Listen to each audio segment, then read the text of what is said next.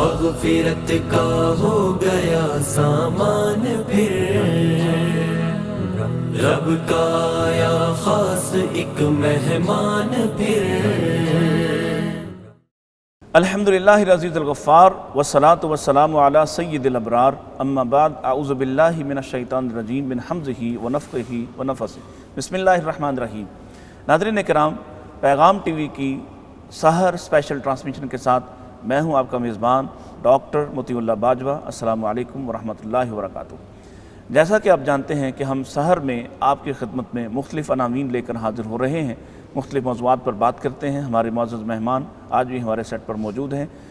میں ان کے تعارف سے پہلے ایک دو گزارش ضرور عرض کرنا چاہوں گا کہ آج ہمارا عنوان اور موضوع ہے زکوٰۃ۔ زکوٰۃ وہ اہم ترین رکن ہے اسلام کا، جو بہت سارے معاملات میں مسلمانوں کی امداد کرتے ہوئے، مدد کرتے ہوئے ایسے طبقات کو عملی طور پر کھڑا کرنے کے لیے ایک راستہ ہے جو اللہ اور اس کے رسول نے ہمارے سامنے وضاحت کے ساتھ، تفصیلات کے ساتھ بیان فرما دیا ہے۔ زکوٰۃ اتنا اہم کام ہے کہ اللہ نے خود اپنے پیغمبر جناب رسول اللہ صلی اللہ علیہ وسلم سے یہ ارشاد فرمایا، حکم دیا، خذ من اموالہم صدقہ، کہ میرے حبیب آپ ان سے زکوٰۃ وصول کیجئے۔ اور آپ نے پھر اس کا ایک نظام بنایا اور وصول کرنے کا ایک طریقہ کار وضع فرمایا۔ اور وصول کریں گے تو کیا ہوگا؟ فرمایا ان کے مالوں کو بھی پاک کر دے گا اور ان کے دلوں کو بھی یہ تزکیہ فراہم کرے گی۔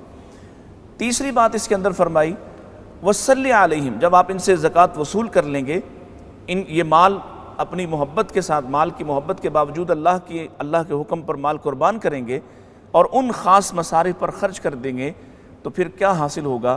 وصلی علیہم، جیسے اللہ کے حکم کو ادا کرنے کا ایک فریضہ ادا ہونے کے ساتھ ساتھ ایک اضافی یا یوں سمجھیے کہ ایک تحفتاً چیز زکوٰۃ ادا کرنے والے کو ملے گی، اور وہ یہ ہے کہ آپ سے جیسے کہا جا رہا ہے، خذ یہاں کہا جا رہا ہے صلی علیہم، آپ ان کے لیے دعا کیجئے اور آپ کی دعا ان کے لیے سکینت کا، راحت کا سبب اور باعث ہوگی۔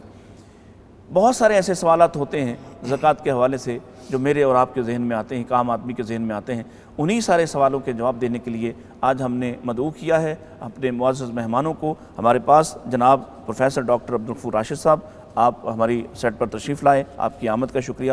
آپ ممبر ہیں قرآن بورڈ کے، ممبر ہیں رویت ہلال کمیٹی کے، اور سابق D G Urdu science board بھی ہیں، اور آپ کی کافی ساری کتب، بالخصوص آج حال ہی میں جو آپ نے کتاب رقم کی ہے، لکھی ہے، ضابطہ اخلاق سیرت طیبہ کی روشنی میں۔ ڈاکٹر صاحب آپ کی آمد کا بہت شکریہ۔ السلام علیکم ورحمۃ اللہ۔ وعلیکم السلام ورحمۃ اللہ۔ کیسے ہیں آپ؟ خیریت سے ہیں؟ ٹھیک ہے، اللہ کا کرم۔ بہت شکریہ جی۔ اور ہمارے ساتھ دوسرے مہمان جناب قاری محمد مصطفیٰ راسخ، آپ مدرس ہیں جامعہ لاہور الاسلامیہ کے اور رکن ہیں اسلامک ریسرچ کونسل محدث لائبریری سے۔ قاری صاحب بہت شکریہ، السلام علیکم ورحمۃ اللہ۔ وعلیکم السلام ورحمۃ اللہ۔ خیریت سے ہیں آپ؟ سے ٹھیک ہے؟ اللہ کا شکر ہے، الحمدللہ۔ ڈاکٹر صاحب بات کو شروع کرتے ہیں آپ سے۔ زکوٰۃ، اس کی اہمیت، یہ رکن ہے، اور پھر اس کی فضیلت کیا ہے؟ بسم اللہ الرحمن الرحیم۔ رمضان کے حوالے سے بڑا اہم ٹاپک ہے اس کا، اور رمضان کے ساتھ تعلق بھی بہت زیادہ ہے۔ پہلی بات یہ ہے کہ اسلام ایک مکمل ضابطہ حیات ہے۔ ٹھیک۔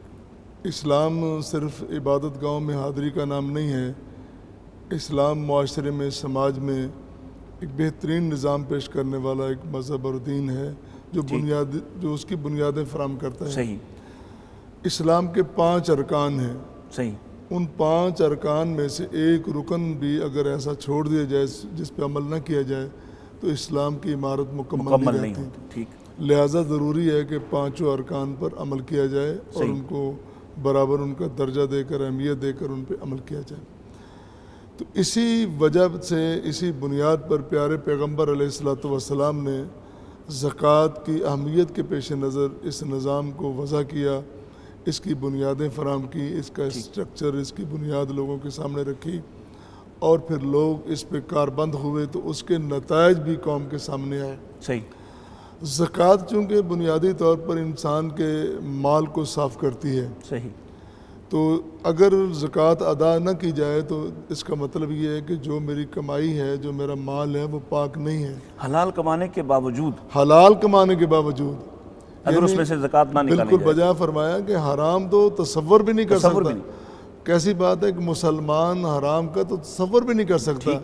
یہ علیحدہ بات ہے کہ ہم ہیلے بہانے سے اس حرام کی طرف جاتے ہیں، اللہ تعالیٰ معاف فرمائے، لیکن حلال کمانے کے باوجود جب تک اس حلال کمائی سے غریبوں کا حصہ ادا نہ کر دیں تو مال پاک نہیں رہتا۔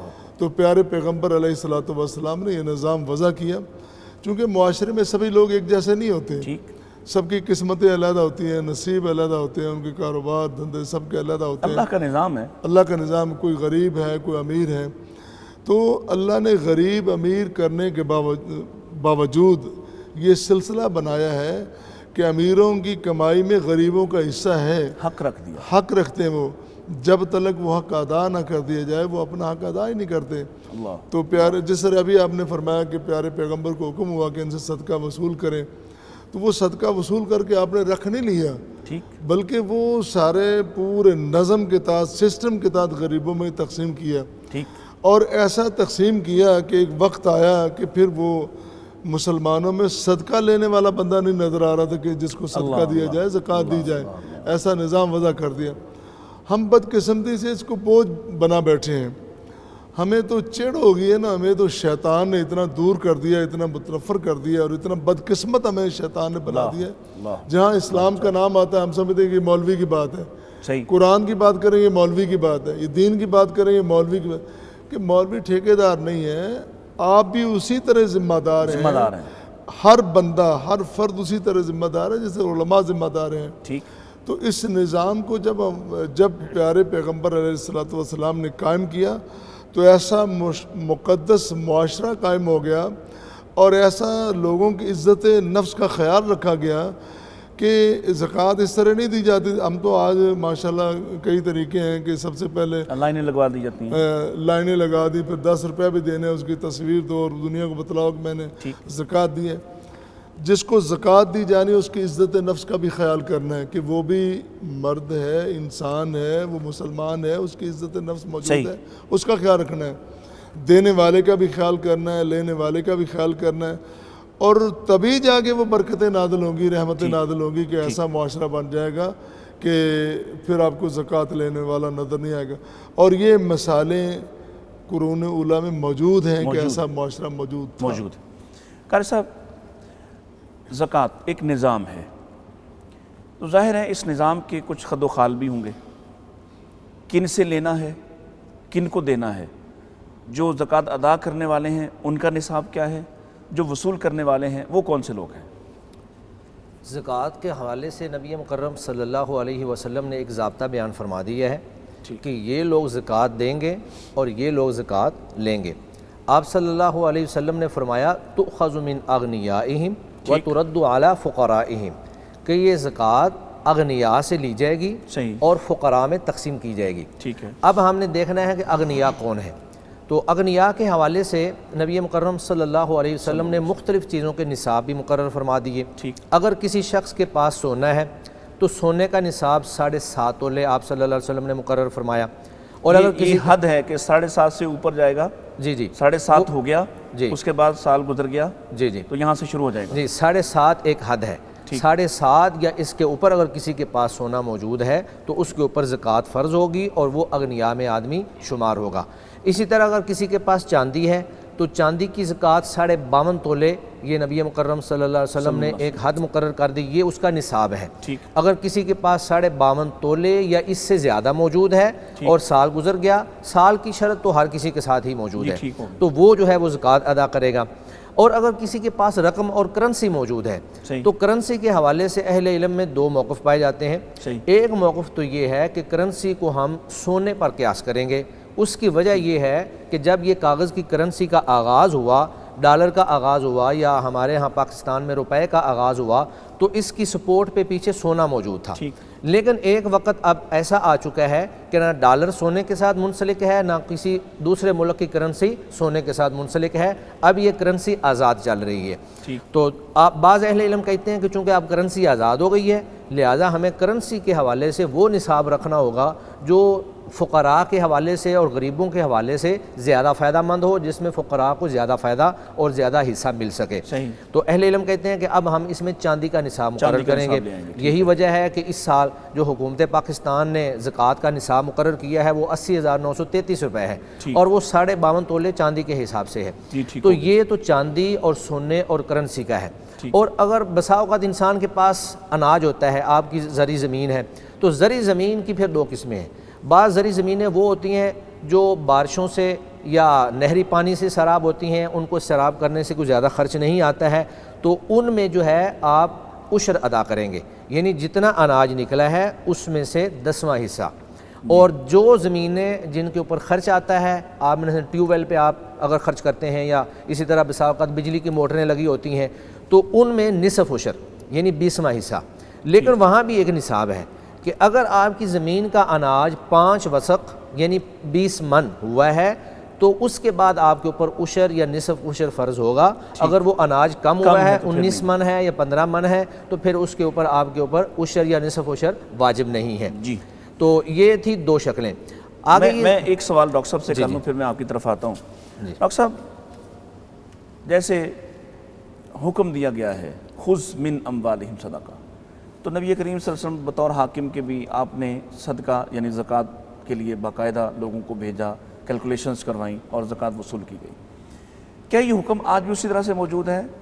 میرے کہنے کا یا پوچھنے کا مطلب یہ ہے کہ کیا یہ ریاست کا کام ہے کہ وہ زکوٰۃ وصول کرے، یا فرد کی ذمہ داری ہے کہ وہ خود اپنی زکوٰۃ نکالے؟ سوال پہلا اس سے بھی زیادہ مناسب جو آپ نے فرمایا کہ کیا یہ حکم آج بھی موجود ہے، اور یقیناً یہ ہمیں سوچنا اور سمجھنا چاہیے کہ کیا پیارے پیغمبر علیہ الصلوۃ والسلام کے ساتھ ہی وہ سارے اوامر خدا نخواستہ وہ چلے گئے، آج بھی موجود ہیں۔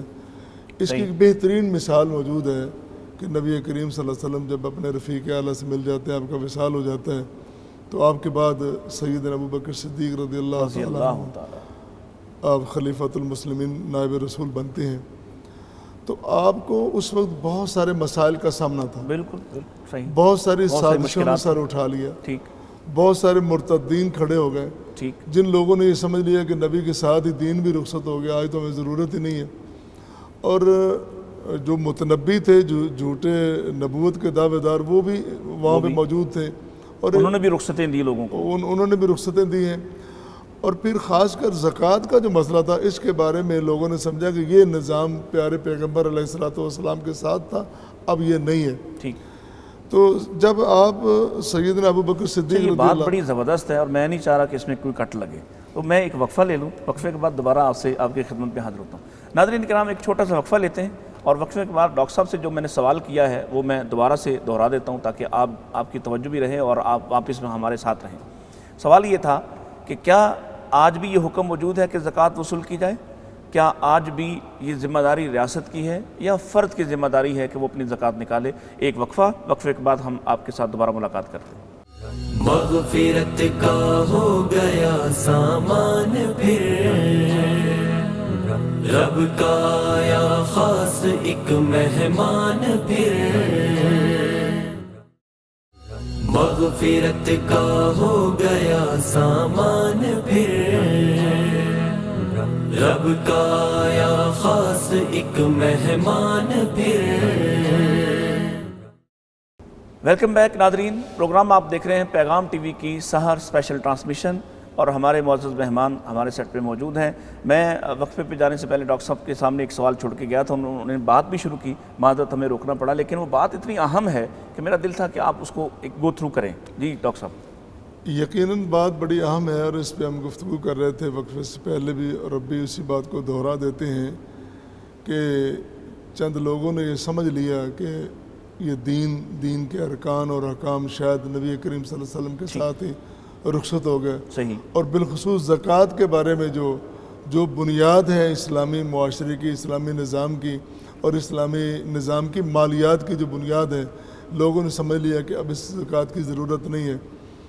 تو سیدنا ابوبکر صدیق رضی اللہ تعالیٰ عنہ یہ اعلان کرتے ہیں کہ میں ان کے خلاف اقدام کروں گا اور میں نے زکوٰۃ وصول کرنی ہے۔ صحیح، تو آپ کو مشورہ دیا گیا، بڑے اکابر اور وہ بھی صاحب فراست تھے، ان کی نیت صحیح تھی کہ یہ حالات صحیح نہیں ہے، حالات کشیدہ ہیں، پہلے حالات کو درست کر لیں، مسئلے سے تھوڑا سا کام لے لیں تو بعد میں کر لینا، لیکن کیسا کمال فیصلہ تھا۔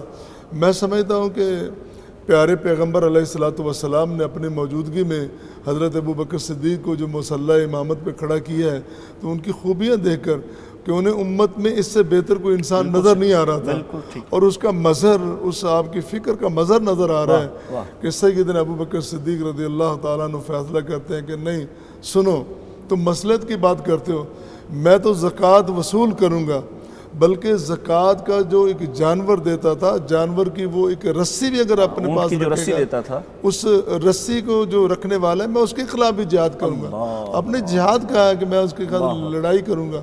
تو جب سیدنا ابو بکر صدیق رضی اللہ تعالیٰ عنہ اپنے عمل کے ذریعے، اپنے اعلان کے ذریعے، اعلان جہاد کے ذریعے یہ بتلا رہے ہیں کہ پیارے پیغمبر علیہ الصلوۃ والسلام کا ہر حکم، ہر فرمان وہ وقتی نہیں بلکہ قیامت تک کے لیے زندہ و تابندہ ہے، اور لوگوں کو اس پہ عمل کرنا ہوگا۔ اور آج بھی ہمارے حکمرانوں کو، ریاست کے جو ذمہ داران ہیں، میں وارثین کہہ رہا تھا، جو ذمہ داران ہیں ان کو، حکومت کے ذمہ داروں کو، بلکہ جو بھی برسر اقتدار ذمہ دار لوگ ہیں، اللہ تعالیٰ نے ان کو امانت سونپی، وہ امانت دار ہیں، ان سے سوال کیا جائے گا کہ میں نے تمہیں اس مسند پہ بٹھایا، اس کرسی پہ بٹھایا، میں نے تمہیں قوت دی، طاقت دی، تم نے کیا فیصلے کیے اور کیا ان کے ذمہ ہے کہ وہ اس ضابطے کو یقیناً ان کو چاہیے۔ اور میں ایک بات عرض کر دوں، اگر ہم دیانتداری سے آج ایسی زکوٰۃ نہیں ہے کہ نہ لینے والے کو پتہ ہے کہ میں کیا لے رہا ہوں، حکومت کے پاس سارے لوگوں کو قوائف نہیں کہ کس کس سے زکوٰۃ وصول کرنی ہے، اور دینے والا بھی اپنا وہ فراہم نہیں کرتا کہ میں اپنے پورے قوائف دے دوں، اس لیے کہ سسٹم پورا نہیں ہے۔ اگر پورا سسٹم موجود ہو اور پورے سسٹم کے ساتھ زکوٰۃ وصول کی جائے، میں ایک طالب علم ذمہ داری سے کہتا ہوں کہ پاکستان کی یہ جو بدحالی ہے یہ ختم ہو جائے گی، یہ عدم استحکام ختم ہو جائے گا انشاءاللہ۔ استحکام مالی، معاشی، معاشرتی، سماجی استحکام پیدا ہوگا۔ ہمیں اس زکوٰۃ کے نصاب اور اس نظام کی طرف آنا چاہیے۔ جی قاری صاحب، جو ابھی آپ چونکہ ہمیں روکنا پڑا آپ کو، جی، تو ایک حصہ تو آپ نے بیان کر دیا جی کہ کن سے لی جائے گی زکوٰۃ۔ جی، اب یہ فرمائیے کہ وہ کون سے طبقات ہیں جن پر زکوٰۃ کے مال کو خرچ کیا جا سکتا ہے، کیونکہ بہت سارے لوگ ایسے ہیں انہوں نے اپنی مرضی کے کام شروع کیے، فلاح کے کام شروع کر دیے، فلاحی کاموں کا نام دے دیا، اور پھر اس پر زکوٰۃ اکٹھی کر کے ان طبقات کو بہرحال محروم کر دیا جن کا ذکر اللہ تعالیٰ نے قرآن مجید میں فرمایا تھا۔ جی، یہ اللہ رب العزت نے تفریق کر دی ہے کہ اغنیاء سے لی جائے گی اور فقراء پہ تقسیم کی جائے گی۔ تو میں یہ بیان کر رہا تھا کہ جو بندہ صاحب نصاب ہے، جس کے پاس سونے کا نصاب موجود ہو یا چاندی کا نصاب موجود ہو یا کرنسی کی شکل میں نصاب موجود ہو، یا پھر اس کے پاس اتنے جانور موجود ہوں جس سے زکوٰۃ واجب ہوتی ہے، یا پھر وہ اتنے اناج کا مالک ہو جس سے زکوٰۃ واجب ہوتی ہے، تو اس کو ہم غنی کہیں گے۔ اور دوسری طرف وہ شخص جس کے پاس یہ نصابات موجود نہیں ہیں، اس کو ہم فقراء کے طبقے کے اندر شمار کریں گے۔ اللہ رب العزت نے قرآن مجید کے اندر جو مصارف زکوٰۃ بیان کیے ہیں وہ 8 ہیں۔ سورۃ التوبہ میں اللہ فرماتے ہیں انما الصدقات للفقراء والمساکین والعاملین علیہا والمؤلفۃ قلوبہم۔ ان میں سے پہلا جو مصرف ہے وہ فقراء کا ہے۔ فقراء سے مراد وہ لوگ ہیں جو محتاج ہیں اور ان کے پاس کچھ بھی نہیں ہے۔ یہ سائل تو نہیں نا فقراء؟ جی، فقراء یہ کا سائل ہونا سائل نہیں ہے۔ ضروری نہیں ہے کہ فقیر آدمی سائل ہو، ہم اپنے اس معاشرے میں دیکھتے ہیں بہت سارے ایسے لوگ فقراء موجود ہیں جو حقیقی مستحق ہیں، لیکن ان کی عزت نفس ان کو اس بات کی اجازت نہیں دیتی کہ وہ سوال کریں۔ لیکن وہ لوگ جو مستحق نہیں ہیں وہ آپ کو روڈوں پہ، چوکوں پہ، جگہ جگہ آپ کو نظر آئیں گے، اور وہ بلکہ ان کا حق جو ہے وہ بھی خراب کر رہے ہوتے ہیں۔ تو پہلا مصرف فقراء کا ہے، دوسرا مصرف مساکین کا ہے۔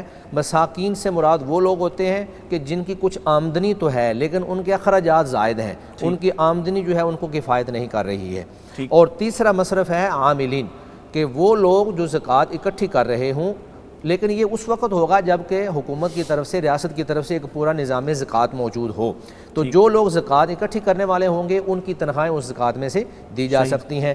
والعاملین علیہا والمؤلفۃ قلوبہم، تالیف قلبی کے لیے وہ غیر مسلم شخص جس کے بارے میں آپ سمجھتے ہیں کہ اگر ہم اس کی کچھ تالیف قلبی کر دیں گے تو یہ مسلمان ہو جائے گا، اسلام کے قریب ہو جائے گا، تو اس کو بھی آپ زکوٰۃ دے سکتے ہیں۔ وفی الرقاب، اور پانچواں مصرف ہے غلام آزاد کرنا۔ تو اس دور میں چونکہ غلامی کے حوالے سے کوئی تصور موجود نہیں ہے۔ آپ نے پچھلی بات تھوڑی سی مجھے اس میں کچھ ایک پہلو نظر آیا جی، کہ تالیف قلب اسلام قبول کرنے کے بعد ہے یا اسلام قبول کرنے سے پہلے؟ اسلام قبول کرنے سے پہلے ہے۔ اگر تو اسلام قبول کرنے کے بعد بھی ہو سکتی ہے تالیف قلبی، تاکہ وہ اسلام پر پختہ ہو جائے اور مضبوط ہو جائے، لیکن یہاں پر اسلام سے پہلے کی بات ہے۔ جب وہ اسلام کے بعد مسلمان ہو گیا تو پھر وہ یا تو فقراء کی مصرف میں آ جائے گا یا پھر وہ مساکین کے مصرف میں آ جائے گا اگر وہ ضرورت مند ہے، تو وہ پھر مسلمانوں کے مصارف جو اللہ رب العزت نے بیان کیے ہیں ان کے اندر ہم ان کو شامل کر لیں گے۔ وفی الرقاب، غلاموں کو آزاد کرنا۔ اس کے بعد پھر اللہ تعالیٰ فرماتے ہیں وفی سبیل اللہ وابن السبیل، کہ اللہ کی راہ میں۔ اب یہ جو اللہ کی راہ میں ہے اس کی جو ڈیفینیشن ہے وہ بہت وسیع ہے۔ ہر وہ دینی کام، ہر وہ کام جو اللہ کی رضا کے لیے کیا جا رہا ہو، وہ بے شک مدرسے کا کام ہو، وہ کسی ادارے کا کام ہو، فلاح و بہبود اور رفاعی ادارہ ہو، تو آپ وہاں پر یہ ساری زکوٰۃ جو ہے وہ دے سکتے ہیں۔ وابن السبیل، اور مجاہدین فی سبیل اللہ، جو اللہ کی راہ میں جہاد کر رہے ہیں، یا پھر اس میں وہ طالب علم بھی آ جائیں گے جو اللہ کی راہ میں اللہ رب العزت کا دین سیکھ رہے ہیں۔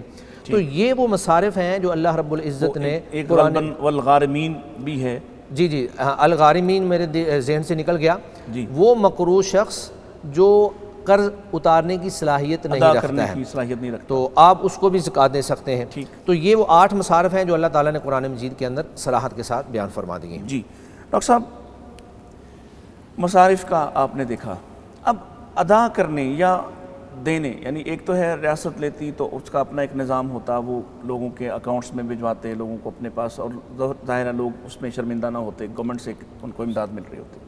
یہ جو ہمارے ہاں ایک روٹین اور معمول ہے کہ زکوٰۃ فرد دے رہا ہے، ادا کرتا ہے، تو اس کے ادا کرنے کے ایسے ایسے انداز ہم دیکھتے ہیں، جیسے تھوڑا سا آپ نے ذکر بھی کیا تھا کہ تصویریں بنوائی جاتی ہیں، اس کے لیے ایک باقاعدہ اہتمام کیا جاتا ہے، لوگوں کو بلایا جاتا ہے، اور پھر لوگ اس شخص کے احسان کو محسوس کرتے ہیں کہ اس نے ہم پر کوئی احسان کیا ہے۔ اس بارے میں کیا کہنے ہیں؟ دیکھیں، یہ ہر جملہ آپ کا بڑا قیمتی ہے کہ زکوٰۃ وصول کس نے کرنی ہے، پھر اس کو وصول کرنے کے بعد اس کو تقسیم کس طرح کرنا ہے، پھر جو دینے والے ہیں ان کا بھی خیال رکھنا ہے، جو لینے والے ہیں ان کی عزت نفس کا خیال کرنا ہے۔ یہ ساری باتیں اپنی جگہ بڑی اہم ہیں۔ بنیادی نقطہ تو یہی ہے کہ ریاست کی حکومت کی ذمہ داری ہے کہ وہ زکوٰۃ وصول کرے اور ایسا نظام وضع کرے کہ جس میں کوئی بندہ رہ نہ جائے زکوٰۃ ادا کرنے والا، ان سے بھی زکوٰۃ وصول کی جائے۔ یہ سبھی ایسے، کچھ لوگ ایسے ہوتے ہیں جو ہیلے بہانے تلاش کرنے والے ہوتے ہیں، ان کو بھی چاہیے کہ ریاست اپنے سسٹم میں لے کے آئے، ان سے زکوٰۃ وصول کرے، اور پھر لینے والوں کے قواعد بھی ان کے سامنے ہونے چاہیے، یہ ان کی ذمہ داری ہے۔ لیکن آج اگر حکومت یہ کام نہیں کر رہی ہے تو کچھ ادارے کام کر رہے ہیں، تو میرا خیال ہے یہ بھی ایک بڑا درست اقدام ہے کہ کم از کم کچھ ہو تو رہا ہے نا، غریب پروری ہو رہی ہے، غریبوں کا خیال ہو رہا ہے۔ جس طرح تعلیمی نظام میں بڑے بڑے ادارے جو ہیں ان کی فیسیں بڑی ہیں، ان میں غریب آدمی تصور بھی نہیں کر سکتا، داخل بھی نہیں ہو سکتا۔ ان بڑے اداروں کی موجودگی میں جو ایک نفرت کا کام بھی کر رہے ہیں کہ نفرت پیدا کر رہے ہیں، غریب کے اندر ایک محرومی کا احساس پیدا کر رہے ہیں، تو احساس محرومی کو ختم کرنے کے لیے جو دینی مدارس ہیں وہ بڑا کام کر رہے ہیں۔ بالکل، تو یہ ایک قسم کا دینی مدارس ریاست کی ایک معاونت کر رہے ہیں، خدمت کر رہے ہیں۔ اسی طرح ادارے بھی ریاست کی خدمت کر رہے ہیں کہ وہ کام کرنے جا رہے ہیں جو ریاست کرنا تھا وہ نہیں کر، باوجود ان کی اپنی کئی کمزوریاں ہیں، کئی اپنی ضرورتیں ہیں، کئی قباحتیں ان میں موجود ہیں۔ اس بنیاد پر وہ جو ادارے کام کر رہے ہیں تو انہیں اداروں کے ساتھ بھی تعاون کرنا چاہیے اور ان کے ساتھ کھڑے ہونا چاہیے، ان کو مستحکم کرنا چاہیے۔ تو وہ ادارے بھی اس بات کا خیال کریں کہ جو لینے والا ہے، جو دینے والا ہے، اس کا بھی خیال کرنا ہے کہ اس کو ناجائز تنگ نہ کیا جائے، ان کے مطلب ان کے کاروباری اوقات کا، ان کی اپنے مصروفیات کا ان کی مطلب عزت تکریم کا بھی خیال کیا جائے. اسی طرح جن کو ہم دے رہے ہیں ان کی ضرورتیں بھی پوری کرنی اور ان کی عزت نفس کا بھی ہمیں خیال کرنا ہے. بعض اوقات ہم سمجھتے ہیں کہ چلو یار یہ تو غریب ہے، اس کا کیا سلسلہ. نہیں، ہم ایک تصور اور ایک احساس ایسا پیدا کر دیتے ہیں کہ لوگ پھر اس طرح کے ہو جاتے ہیں. ہمیں چاہیے کہ احساس ایسا بیدار کریں، لوگوں کو خیال ہو کہ میں غریب، فقیر اور مسکین ہونے کے باوجود بھی عزت نفس رکھتا ہوں. یہ بھی ہمارے اکابر کی اور بڑے اداروں کی ذمہ داری کہ ایسے ان میں احساس پیدا کریں. تو جب ہم اس کی طرف آئیں گے تو یقیناً وہ ماحول پیدا ہوگا. بدقسمتی سے یہ ساتھ ساتھ بات چلتی ہے، جیسے میں نے عرض کیا ہے کہ زکوٰۃ کا نام لیں، نماز کا نام لیں، حدود کا نام لیں، اس کا نام سنتے ہی لوگ چڑھ جاتے ہیں. ٹھیک. اگرچہ اگر ہم حدود قائم کر دیں پاکستان کے اندر تو یہ جتنی بے روی نظر آ رہی ہے، جتنی بے حیائی نظر آ رہی ہے، جتنی فحاشی نظر آ رہی ہے، یہ کہیں اس کا نام و نشان تک موجود نہ ہو. اگر ایک مجرم کو سرعام سزا دی جائے اسلامی سزاؤں کے مطابق، یہ نہیں کہ ہم اپنی مرضی کے مطابق ان کو جو مجھے اچھا لگتا ہے میں اسے چھوڑ دوں، جو برا لگتا ہے اس کو گرفتار کر لوں. ایسا نہیں ہے. اسلامی حدود کے مطابق اگر ہم سزائیں شروع کر دیں، اسلامی نظام کے مطابق ہم کام شروع کر دیں تو انشاءاللہ ہمارا دعویٰ ہے، بلکہ حقیقت ہے کہ وہ معاشرہ قائم ہوگا جس کا ہم خواب دیکھتے ہیں یا تصور ہم دیکھتے ہیں. انشاءاللہ وہ معاشرہ قائم ہوگا. قاری صاحب، رمضان کو خاص کر لیتے ہیں بعض لوگ، حالانکہ جو شرعی دلائل سے سمجھ میں آتا ہے کہ جب بھی آپ نے کوئی اپنا حساب کتاب کیا اور سال پورا ہو گیا تو رمضان کو خاص کرنا ٹھیک ہے، یا جب بھی آپ کا نصاب کا وہ سال پورا ہوتا ہے اس وقت زکوٰۃ ادا کرنا بہتر ہے؟ زکوٰۃ کے لیے جو شرط ہے وہ تکمیل سال ہے. جس وقت بھی آپ کا سال مکمل ہو جائے، وہ بے شک رمضان میں ہو جائے، بے شک وہ شوال میں ہو جائے یا ربیع الاول میں ہو جائے، تو اسی وقت ہی آپ کو زکوٰۃ ادا کر دینی چاہیے. رمضان کا انتظار نہیں کرنا چاہیے. ٹھیک ہے جی. لیکن بعض اوقات لوگ محسوس کرتے ہیں کہ شاید رمضان میں ہمیں فائدہ یا اجر و ثواب زیادہ ہوتا ہے، اس بنیاد پر درست ہے؟ اگر وہ تو اس کو کیسے ملائیں گے؟ اگر مثال کے طور پر ایک آدمی کا سال رمضان سے ایک مہینہ پہلے شعبان میں پورا ہو رہا ہے تو کیا وہ تاخیر اگر تو کسی کا فرق کم ہے، ایک مہینے کا مسئلہ ہے، تو چونکہ رمضان کے اندر صدقہ خیرات کرنے کے فضائل زیادہ ہیں، اجر زیادہ ملتا ہے، لیکن وہ اپنی زکوٰۃ اپنے وقت پہ نکال کر سائڈ پہ رکھ لیں گے. اگر کسی کی زکوٰۃ جو ہے وہ شعبان کے اندر سال پورا ہو رہا ہے تو اس کو چاہیے کہ وہ اس وقت اپنی زکوٰۃ نکال لے، اور اگر وہ چاہتا ہے کہ میں رمضان میں ہی ادا کروں تو بے شک اس کو تھوڑا سا تاخیر کے ساتھ رمضان کے اندر لوگوں کے اندر تقسیم کر دے. اور اگر کوئی آدمی یہ دیکھتا ہے کہ میری زکوٰۃ جو ہے وہ تو رمضان کے ایک مہینہ بعد میں نکل رہی ہے، مثلا شوال کے اندر نکل رہی ہے، تو وہ ایڈوانس جو ہے اس کا حساب کر کے اس زکوٰۃ کو الگ کر دے اور اس کو ادا کر دے رمضان کے اندر. اور جب شوال میں اس نے زکوٰۃ کا جب اس کا وقت ہو تو پھر وہ اس کا پورا حساب کرے گا اور جو بھی اس میں کمی بیشی ہوگی اس کو اس کے اندر ایڈجسٹ کر لے گا. ٹھیک ہو جی. اب یہ بتائیے کہ وہ لوگ جو زکوٰۃ ادا ہی نہیں کرنا چاہتے ان کے بارے کوئی وعید؟ جو زکوٰۃ ادا نہیں کرنا چاہتے ہیں یہ ایمان کی کمزوری ہے، اور نبی مکرم صلی اللہ علیہ وآلہ وسلم نے اپنی احادیث کے اندر اور اللہ رب العزت نے قرآن مجید کے اندر بہت سخت وعیدیں ان کے بارے میں نازل فرمائی ہیں. اللہ تعالیٰ فرماتے ہیں وَالَّذِينَ يَكْنِزُونَ الذَّهَبَ وَالْفِضَّةَ وَلَا يُنْفِقُونَهَا فِي سَبِيلِ اللَّهِ فَبَشِّرْهُم بِعَذَابٍ أَلِيمٍ، کہ جو لوگ سونا اور چاندی اور ان کے خزانے جمع کر کے بیٹھے رہتے ہیں اور ان کی زکوٰۃ ادا نہیں کرتے ہیں، اے نبی آپ ان کو عذاب علیم کی بشارت دے دیں. اور وہ عذاب علیم کیا ہے؟ فَتُقْوَى بِهَا جِبَاهُهُمْ وَجُنُوبُهُمْ وَظُهُورُهُمْ، اللہ تعالیٰ وہ ان کا جو سونا تھا یا جو چاندی تھا اس کو جہنم کی آگ میں اللہ گرم کریں گے، ان کے چہروں کو، ان کے پہلوؤں کو اور ان کی پشتوں کو پھر اس کے ساتھ داغا جائے گا، اور ساتھ ساتھ کہا جائے گا ھذا ما کنزتم فذوقوا ما کنتم تکنزون، یہ ہے تمہارا خزانہ، اب تم اس کا عذاب جو ہے وہ چکھو. اللہ تعالیٰ ہمیں اس سے محفوظ رہا. میں ایک وقفہ لے لوں، اس کے بعد میں ڈاکٹر صاحب سے کچھ چیزوں کے بارے میں ضرور جاننا چاہوں گا کہ جو زکوٰۃ کے حوالے سے عمومی رویے ہیں اور لوگوں کے اندر جو ایک خیر کا پہلو بھی پایا جاتا ہے کہ زکوٰۃ اکٹھی کرتے ہیں پھر اس کو لوگوں تک پہنچانے کا اہتمام بھی کرتے ہیں، اگرچہ گورنمنٹ اپنا کام نہیں کر رہی ہوتی ہے، تو ان لوگوں کے بارے میں ڈاکٹر صاحب کی رائے جانتے ہیں. لیکن ایک وقفہ لیتے ہیں اور وقفے کے بعد آپ سے دوبارہ ملاقات کرتے ہیں. ہمارے ساتھ رہیے گا. مغفرت کا ہو گیا سامان پھر، رب کا آیا خاص ایک مہمان پھر، मग़फ़िरत का हो गया सामान फिर, रब का आया ख़ास एक मेहमान फिर। वेलकम बैक नाज़रीन, प्रोग्राम आप देख रहे हैं पैगाम टीवी की सहर स्पेशल ट्रांसमिशन और हमारे मुअज़्ज़ज़ मेहमान मौजूद हैं, ज़कात के बारे में रहनुमाई फरमा रहे हैं। डॉक्टर साहब, जो मैंने सवाल जाते हुए रखा कि रवैये मौजूद हैं, और एक तरफ तो ये रवैया मौजूद है कि बाज़ लोगों को शर्मिंदा करते हैं, लेकिन दूसरी तरफ आप जिसका ज़िक्र थोड़ा सा आपने इशारतन किया था कि ऐसे अहले खैर भी मौजूद हैं जो वाक़तन लोगों के लिए काम कर रहे हैं और वो उन्हें शर्मिंदा किए बग़ैर उन तक पहुँच रहे हैं। मैं ये जानना चाह रहा हूँ कि एक तो इन पर उमूमी आपसे राय लूँगा, दूसरा ये कि ये जो लोग ख़र्च कर रहे होते हैं तो इन पर क्या ज़िम्मेदारी है कि सबसे पहले अपना घराना यानी अपने करीब के लोग, अपने कराबतदार, उनका ख्याल पहले करना चाहिए? डॉक्टर साहब, बजाय तौर पर ये बात बड़ी अहम है कि उनको कहाँ से आगाज़ करना चाहिए। जी, इससे पहले ये लफ्ज़ देखें कुरान के, मैं आपसे तस्दीक भी चाहूँगा। वो सूरह मोमिनून में शायद ऐसे अल्फाज आते हैं कि लिज़्ज़कात फ़ाइलून। अल्लाह अकबर। तो ये जो अल्फाज हैं लिज़्ज़कात फ़ाइलून, तो ज़कात अदा करने वाले ने कहा, फ़ाइलून कहा है। इसके मुफस्सरीन ने कई इसके तराजुम और कई निकात यहाँ पे निकाले हैं। चूँकि ज़कात जो है ना वो सफाई कर रही है, ठीक है, आपके माल को साफ़ और पाक कर रही है, आपकी नीयतों को, आपके अमाल को, आपके सिस्टम को, आपके तरीक़े को साफ़ कर रही है। तो आप ज़कात फ़ाइलून जो है, ज़कात इकट्ठी करने वाले बन रहे हैं, ज़कात देने वाले भी बन रहे हैं, और ज़कात आप उस सिस्टम को पाक करने वाले और अपने आप को पाक करने वाले बन रहे हैं, तभी फ़ाइलून बनेंगे ना। ठीक है। जब आप ज़कात अदा कर रहे हैं और आप पाकीज़गी इख्तियार कर रहे हैं, तो ये एक इतना ज़बरदस्त निज़ाम है, एक ज़बरदस्त सिस्टम है कि आपकी ज़ात से लेकर आपके समाज और आपकी रियासत तक सबको पाक साफ़ कर देता है, ठीक, सबको एक आला पाए पे ला के खड़ा कर देता है।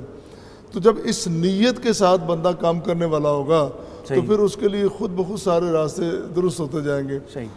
तो जहाँ तक फिर इसको खर्च करने का ताल्लुक़ है, बेहतरीन तरीका ये है कि अपने रिश्तेदारों से इसका आगाज़ किया जाए। सही। एक तो आपने फ़र्ज़ की अदायगी करनी है, ठीक है, और एक वो भी फ़र्ज़ है कि आप रिश्तेदारों के साथ जो सिला रहमी है वो भी एक बड़ा आपका फरीज़ा बन जाता है, सिला रहमी करना। तो जिसके बारे में प्यारे पैगम्बर अलैहिस्सलातु वस्सलाम ने फरमाया कि सिल मन कता का, अल्लाह, उससे भी आप सिला रहमी करें कि जो आपसे कता ताल्लुक़ ही करना चाहते, उससे आप मिलाने की कोशिश करें। तो वो भी एक इंसान पे एक यूँ समझ लें कि फरीज़ा है अपने रिश्तेदारों में उनको मिलाने का। तो एक फरीज़ा ज़कात का आ गया, एक फरीज़ा उनको मिलाने का आ गया। तो ये अहम तरीन बात है कि अपने रिश्तेदारों से शुरू करें, फिर अपने कुर्बो जवार में आपके जो बसने वाले हैं, हमसायगी में रहने वाले लोग हैं, बल्कि आपके अहबाब में ऐसे लोग आपको नज़र आते हैं सफ़ेद पोश है। ठीक। अभी आप कारी साहब मोहतरम ज़िक्र फरमा रहे थे कि साहिब निसाब कौन होना चाहिए। मैं देखता हूँ कि हमारे जो एजुकेशन में तो कितने बड़े बड़े प्रोफेसर हैं, वो सारी ज़िंदगी साहिब निसाब नहीं होते। अगर आप देखें कि जो जितनी तनख्वाहें उनको मिल रही हैं और जितनी उनकी आगे मसरूफियात या जितने उनके सिस्टम है, तो वो सारी ज़िंदगी साहिब निसाब बनते ही नहीं हैं, जमा ही नहीं हो पाता, हो ही नहीं पाते। इसी तरह एजुकेशन में दूसरे डिपार्टमेंट जितने मुलाजमीन अगर वो गलत कारी न करें, सही, अगर वो करप्शन ना करें जिनका बड़ा रौला पड़ा हुआ है, तो वो सारी ज़िंदगी साहिब निसाब बनते ही नहीं हैं, हो ही नहीं सकते। तो इन सारे लोगों का हमने ख्याल करना अपने इर्द गिर्द में। तो बेहतर ये होगा कि हम अपने करीब से आगाज़ करें। करीब से हमसाया भी आते हैं, करीब में रिश्तेदार भी आते हैं, अहबाब भी आते हैं। और अगर आप जमात में, तंजीम में, तहरीक में हैं, तो आपके साथ कितने काम करने वाले लोग होंगे कि वो लीडर बड़े हैं, बड़े बड़े उनके नाम हैं, लेकिन उनके पास अपना घर नहीं है, अपनी सवारी मौजूद नहीं है। तो ये भी जमात के अकाबिर की, जमात के लीडरों की और जमात के साहिब सरवत लोगों की ज़िम्मेदारी बनती है कि दूर दराज जो आप जाके देखते हैं, इन करीब वालों को भी देख लें, इनका हाल बेचारों का क्या है। तो ये ज़्यादा अल्लाह ताला को पसंद अमल होगा, ज़्यादा पसंदीदा अमल होगा, इसकी तरफ तवज्जो करनी चाहिए। कर सब چھوٹے چھوٹے یعنی شارٹ ہم آپ سے کچھ سوال چاہ رہے ہیں تاکہ زیادہ سے زیادہ جوابات ہمارے ناظرین تک پہنچ جائیں. مثلا بیوی اگر خود مالدار ہے تو کیا وہ اپنے شوہر کو زکوٰۃ دے سکتی ہے؟ جی، بیوی اپنے شوہر کو زکوٰۃ دے سکتی ہے. اس کی وجہ یہ ہے کہ بیوی کے ذمے شوہر کی کفالت نہیں ہے. ہر اس آدمی کو زکوٰۃ دی جا سکتی ہے جس کی کفالت آپ کے ذمے نہیں ہے. ٹھیک ہو. بیوی تو اپنے خامند کو دے سکتی ہے اگر وہ مستحق ہے، لیکن خامند اپنی بیوی کو نہیں دے سکتا کیونکہ اس کی کفالت خامند کے ذمے ہے. ایسے ہی والدین کو زکوٰۃ جی، نہ والدین کو دی جا سکتی ہے نہ اولاد کو دی جا سکتی ہے، کیونکہ والدین کی کفالت بھی آپ کے اوپر فرض ہے اور اولاد کی کفالت بھی آپ کے اوپر فرض ہے. تو وہ آپ اپنے خالص مال سے ان کے اوپر خرچ کریں گے. اچھا، ایک اور سوال ایسا بڑا عام روٹین میں کیا جاتا ہے. مکانات لوگ بناتے ہیں اپنے جمع کرتے ہیں، پونجی جمع کرتے ہیں اور پھر کوئی 2 4 5 مرلے کا ایک مکان بناتے ہیں اور ان کے پاس کوئی اور روزگار بھی نہیں ہوتا، اس مکان کا کرایہ وہ وصول کرتے ہیں. ایسے مکانات پر ان کی مالیت پر زکوٰۃ ہوگی، ان کے کرائے پر زکوٰۃ ہوگی؟ جن مکانات کو آپ نے کرائے پہ چڑھایا ہوا ہے وہ گویا کہ آپ کی آمدنی کا ایک ذریعہ ہے. ان مکانات کی مالیت پر زکوٰۃ نہیں ہوگی. ہاں البتہ جو اس سے آپ آمدنی حاصل کر رہے ہیں، کرایہ حاصل کر رہے ہیں، اگر وہ کرایہ آپ کے پاس جمع ہو رہا ہے اور نصاب کو پہنچ گیا ہے اور پھر اس کے اوپر سال بھی گزر گیا ہے تو پھر آپ اس میں سے زکوٰۃ دیں گے، ورنہ آپ اس میں سے زکوٰۃ نہیں دیں گے. اگر کرایہ آ رہا ہے اور آپ ساتھ ساتھ اس کو خرچ بھی کر رہے ہیں تو پھر اس کے اوپر زکوٰۃ نہیں ہے. اسی سے ملتا جلتا بعض لوگ تھوڑے بہت پیسے جمع کر کے کسی قریبی تاجر کو، محلے کے کسی تاجر کو، رشتہ داروں میں کسی شخص کو دے دیتے ہیں اور اس سے منتھلی ماہانہ کچھ جو منافع آتا ہے اس پر اپنا گزارا کرتے ہیں.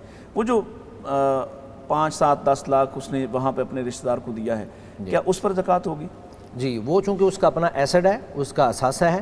اگر وہ اپنی بھی دکان کھول کے بیٹھ جاتا تو مال تجارت کے اعتبار سے اس نے اپنی دکان کا حساب لگانا تھا اور اس میں سے 2.5% اس نے زکوٰۃ ادا کرنی تھی. اب اس نے خود اگر نہیں کیا ہے، بے شک کسی کو دے دیا ہے، تو یہ رقم اسی کی ہے، بے شک کسی کے پاس موجود ہے.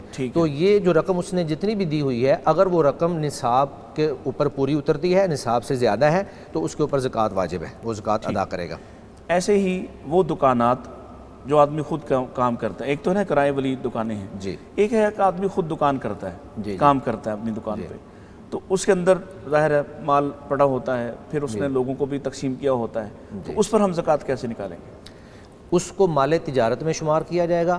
تو مال تجارت کا آغاز اس وقت سے ہوگا جب سے اس نے دکان کو شروع کیا تھا. جس مہینے سے شروع کیا، ہر سال گزرنے کے بعد وہ اسی مہینے میں جا کر اپنی دکان کی مکمل کیلکولیشن کرے گا. اگر تو اس کی دکان کا مال نصاب کی حد سے نیچے ہے، مثلا ایک بندے کی دکان ہی بالکل چھوٹی ہے اور اس نے 50,000 کا سامان ڈالا ہوا ہے، تو اس کے اوپر کوئی زکوٰۃ نہیں ہے.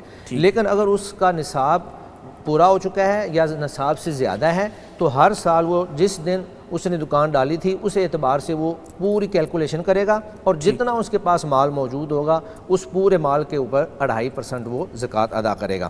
لیکن دکانوں میں عام طور پہ ہوتا یہ ہے کہ بعض لوگوں سے آپ نے قرض لیا ہوتا ہے اور بعض لوگوں کو آپ نے قرض دیا ہوتا ہے. تو جب آپ نے مال تجارت کی کیلکولیشن کرنی ہے اس میں آپ نے وہ سارے قرضوں کو بھی دیکھنا ہے. جو آپ نے قرض دیا ہوا ہے وہ تو آپ کا ایسڈ ہے، آپ کا اثاثہ ہے، اس کو آپ شمار کریں گے. لیکن جو آپ نے لوگوں سے قرض لیا ہوا ہے وہ آپ کا مال نہیں ہے، وہ ان کا ہے. وہ آپ اس میں سے نکال دیں گے، اس کو منفی کر دیں گے اور اس کے بعد جو رقم بچے گی، جو مالیت ہوگی، اس پر آپ زکوٰۃ ادا کریں گے. اچھا، بعض لوگ پراپرٹی لے لیتے ہیں، خرید لیتے ہیں، پلاٹس لے لیے کسی جگہ سے، وہ پڑے رہتے ہیں اور کئی سال قیمتیں اس کی بڑھتی رہتی ہیں اور ان دا اینڈ جا کے اس کو فروخت کرتے ہیں. ان کی زکوٰۃ کا کیا طریقہ کار ہوگا؟ جی، پلاٹوں کی 2 قسمیں ہیں. اگر تو آپ نے پلاٹ اپنی رہائش کے لیے لیا ہے تو اس کے اوپر کوئی زکوٰۃ نہیں ہے، کیونکہ آپ کی رہائش، آپ کی سواری، آپ کا لباس، آپ کے برتن، جو ضروریات زندگی کی چیزیں ہیں، ان کے اوپر شریعت نے زکوٰۃ فرض نہیں کی ہے. زکوٰۃ ان چیزوں پر فرض ہے جو آپ کی ضروریات سے بڑھ کر ہے، زائد ہے. تو دوسرا پلاٹ وہ ہے جو آپ نے بیچنے کی نیت سے لے لیا، یا آپ پلاٹوں کا ہی کاروبار کرتے ہیں، ایک بیچا دوسرا لے لیا اور وہ بیچ کر کوئی تیسرا لے لیا. تو ایسے جو کاروبار کے اندر پلاٹ آپ لیتے ہیں وہ آپ کا تجارتی مال ہی ہوگا. جس طرح ہم دکان کا حساب کریں گے اسی طرح ان تمام پلاٹوں کا بھی حساب کریں گے اور ان کی جو بھی مالیت ہوگی، جس دن آپ حساب کر رہے ہیں اس دن کی مالیت کا آپ نے اندازہ کرنا ہے، نہ کہ آپ نے قیمت خرید کو دیکھنا ہے. اگر 10 سال پہلے آپ نے پلاٹ خریدا تھا قیمت اور ہوگی، اور اگر آپ نے آج اس کی زکوٰۃ ادا کرنی ہے تو آج اس کی قیمت اور ہے. تو اس وقت موجودہ جو بھی قیمت ہوگی اس کے مطابق آپ 2.5% زکوٰۃ ادا کر دیں گے. جی ڈاکٹر صاحب، وقت ختم ہو رہا ہے اور آپ کی باتیں چونکہ دل کو لگتی ہیں اور پریکٹیکلی آپ ہماری رہنمائی کرنے والے اساتذہ میں شامل ہیں.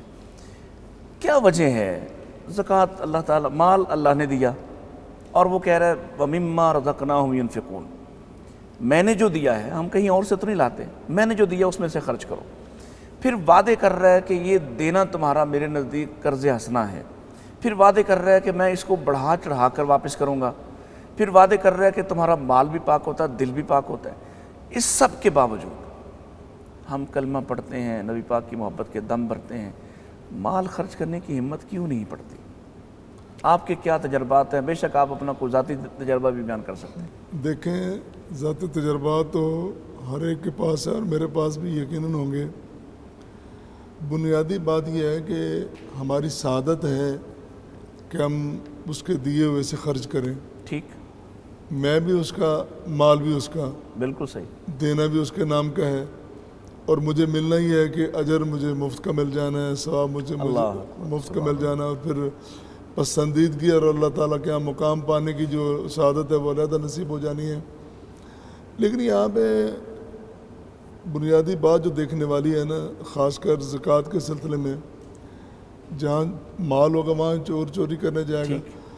تو یہاں سب سے بڑا چور جو نا شیطان ہے, جس کو اللہ تعالیٰ نے قوت اور صلاحیت بہت زیادہ دے رکھی ہے. ٹھیک, انسان سے زیادہ طاقت اور قوت شیطان کو اللہ تعالیٰ نے دی ہے. اور پھر اس کو یہ بھی چھوٹ دے رکھی ہے کہ تو جو مرضی رستہ اختیار کر لے, تجھ کو اجازت ہے. وہ اتنی اجازت ہے کہ وہ اندر بندے کے گھس کے وار کرتا ہے. ایک تو دشمن باہر ہو نا تو چلو بندہ اس کا کوئی اپائے کر لیتا ہے. یہ اندر بندے کے گھس کے جس طرح خون میں گردش کرتا ہے, اور پھر الذی یوسوس فی صدور الناس, لوگوں کے دلوں کے اندر جا کے وسوسے ڈالتا ہے. وہ انسان کے اندر وسوسے پیدا کر دیتا ہے کہ اگر تو نے پیسہ دیا تو غریب ہو جائے گا, تو کنگال ہو جائے گا. اللہ کہہ رہا ہے کہ نہیں, تو میری راہ میں خرچ کرنے سے, چاہے تو سمجھ رہا ہے کہ 100 میں سے میں 10 دیتا ہوں, 10 کم ہو گئے, وہ کم نہیں ہوں گے. یہ میری ذمہ داری ہے کہ میں دنیا میں بھی زیادہ دوں گا اور آخرت میں تو بہت زیادہ دوں گا. تو میری بات پہ یقین کرنا. عجیب بات یہ ہے ڈاکٹر صاحب کہ بندہ جو ہے مسلمان ہونے کے باوجود اپنوں پہ اعتبار نہیں کر رہا اور غیروں کی ان کی باتوں پہ اعتبار کر رہا ہے. صحیح. جب بندہ یہ سمجھ لے کہ میں اپنے مالک کا بندہ ہوں اور اپنے مالک کے لیے میں نے سب کچھ کرنا اور اس کو راضی کرنا ہے, اور میرے مالک کا ہر کیا ہوا وعدہ میرے ساتھ پورا ہوگا. یہ کیسی بات ہے کہ اللہ تعالیٰ جو سب سے بڑا غیور بھی ہے اور وعدے پورے کرنے والا, اور یقیناً وہ وعدے پورے کرنے والا اور کرے گا بھی, اس پہ تو بندے کو اعتبار نہیں ہے. اور میں یہاں پہ سمجھتا ہوں, جس طرح میں نے پہلے بات کی ہے کہ انسان کو کم طاقت دی ہے اور شیطان کو زیادہ طاقت دی ہے. شیطان کا مقابلہ انسان اس وقت کرے گا جب اللہ کی پناہ میں آ جائے گا, اللہ پہ توکل کرے گا, اللہ پہ بھروسہ کرے گا اور اللہ کی بات کو مانے گا. جب اللہ کی بات کو مان کے اس کے تمام احکام کی بجاوری کرے گا, تمام امور کو سر انجام دے گا, تو انشاءاللہ یہ طاقتور بن جائے گا اور کامیاب بھی ہوگا. صرف آخرت نہیں بلکہ دنیا میں بھی کامیاب ہوگا, اور اللہ تعالیٰ اس کو کامیاب کرے گا. ڈاکٹر صاحب بہت شکریہ. یہ بڑا خوبصورت وقت آپ نے, ظاہر ہے سحری کا وقت ہے, اور آپ نے ہمیں عنایت فرمایا. اللہ تعالیٰ آپ کو اس کی جزا عطا فرمائے. قاری صاحب آپ کا بھی شکریہ, آپ نے بھی بہت وقت نکالا اور بہت خوبصورت انداز میں بڑے مشکل مسائل کو آسان کر دیا. ناظرین کرام, مال اللہ کا دیا ہوا ہے, وہ خود کہتا ہے کہ میں نے عطا کیا, اور یقینی طور پر جب وہ کسی سے مال واپس لینا چاہے تو ساری دنیا مل کر کوئی ایک پائی کا بھی فائدہ اور نفع کسی کو نہیں پہنچا سکتی. پھر وہ وعدے کر رہا ہے کہ آپ یہ میرے کہنے پر میرے بتلائے ہوئے راستوں پر خرچ کر دو, اور خرچ کروا رہا ہے. اور سب سے پہلے ہمیں یہی رخصت اور اجازت دی ہے کہ سب سے پہلے آت ذی القربیٰ حقہ, اپنے قرابت داروں کو بھی تقسیم کرو, ان کو بھی دو.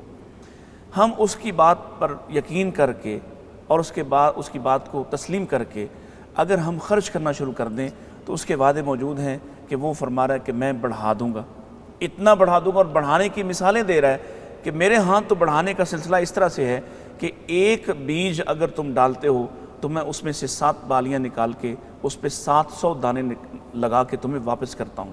اور کبھی کبھی ایسے بھی کرتا ہوں, واللہ یضاعف لمن یشاء, کہ میرے نزدیک اگر کسی کی نیت بہت اعلیٰ اور میرے ساتھ تعلق بہت اچھا ہو تو اس کو میں اس ضابطے سے بڑھ کر عطا کرتا ہوں۔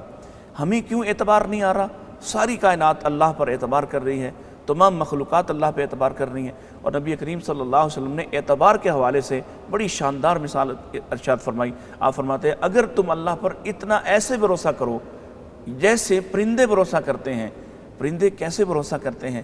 تغدو خماسا، صبح جب ہوتی ہے تو ان کے پاس کوئی کھیت نہیں ہے، ان کے پاس کوئی فیکٹری نہیں ہے، ان کے پاس کوئی دکان نہیں ہے، کہاں سے اپنا رزق حاصل کریں گے؟ تغدو خماسا، وہ اڑان بھرتے ہیں اور اللہ کی فضا میں، اللہ کی بنائی ہوئی بسیط فضا میں اڑنا شروع کرتے ہیں۔ مالک ان کو ان کے رزق تک ایسے پہنچاتا ہے۔ وَتَرُوحُ بَطَانًا، جب وہ واپس لوٹتے ہیں تو اپنے پیٹ بھی بھر کے لاتے ہیں، اور اگر ان کے بچے ان کے گھونسلوں میں انتظار کر رہے ہیں تو ان کے لیے بھی لے کے آتے ہیں۔ اللہ پہ توکل کیجئے، اللہ پہ بھروسہ کیجئے، اور اللہ کے دیے ہوئے مال میں سے فرض صدقہ ضرور نکالیے۔ اس کا آپ کو یہ فائدہ ہے، آپ کا مال بھی پاک ہوگا اور آپ کا دل بھی مال کی اس ناجائز محبت سے پاک ہوگا جو انسان کو شیطان کے راستے پر لگا دیتی ہے۔ اجازت دیجئے ہم ڈاکٹر صاحب سے درخواست کرتے ہیں کہ وہ دعا کے ساتھ اس ٹرانسمیشن کا اختتام فرما دیں۔ اللہ ہم سب آپ سے سوال کرتے ہیں اور دعا کرتے ہیں کہ اللہ ہم سب کو اپنا بندہ بنا لے، اپنے نیک بندوں میں شامل کر لے، اور صحیح معنوں میں اپنا فرما بردار، اپنے پیارے پیغمبر کا فرما بردار بنا دے۔ اللہ ہم سب کو توفیق دے کہ ہم ارکان اسلام کی بجا آوری کر سکیں، کما حقہ اپنے فریضے کو ادا کر سکیں۔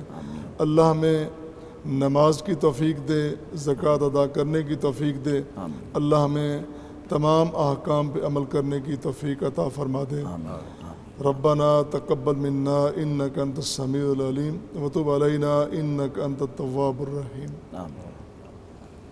آ گیا رمضان، آ گیا رمضان، آ گیا رمضان، مغفرت کا ہو گیا سامان پھر، رب کا یا خاص ایک مہمان پھر، مغفرت کا ہو گیا سامان پھر، رب کا یا خاص ایک مہمان پھر، مغفرت کا ہو گیا سامان پھر۔